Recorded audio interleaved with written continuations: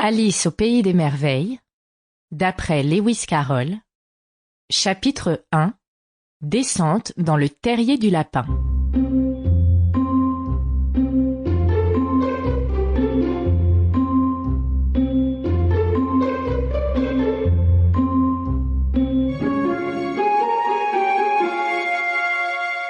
Alice commençait à se sentir très lasse de rester assise à côté de sa sœur, sur le talus, et de n'avoir rien à faire.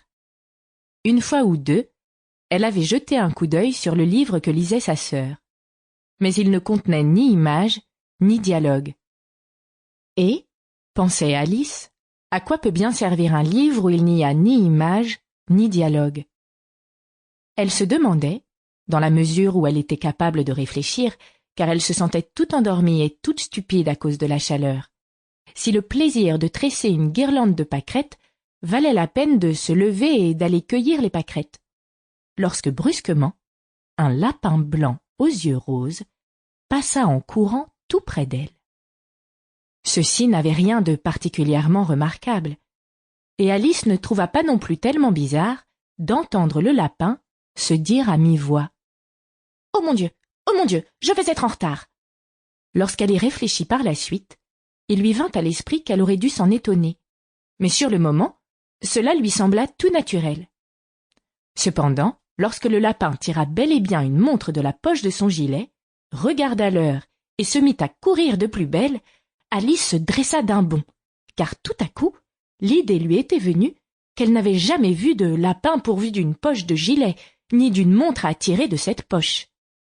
Dévorée de curiosité, elle traversa le champ en courant à sa poursuite, et eut la chance d'arriver juste à temps pour le voir s'enfoncer comme une flèche dans un large terrier placé sous la haie. Un instant plus tard, elle y pénétrait à son tour, sans se demander une seule fois comment diable elle pourrait bien en sortir.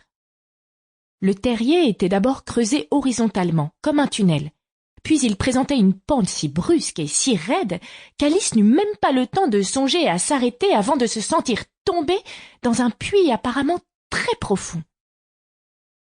Soit que le puits fût très profond, soit que Alice tombât très lentement, elle s'aperçut qu'elle avait le temps, tout en descendant, de regarder autour d'elle et de se demander ce qui allait se passer. D'abord, elle essaya de regarder en bas pour voir où elle allait arriver, mais il faisait trop noir pour qu'elle pût rien distinguer. Ensuite, elle examina les parois du puits et remarqua qu'elles étaient garnies de placards et d'étagères. Par endroits, des cartes de géographie et des tableaux se... Sample complete. Ready to continue?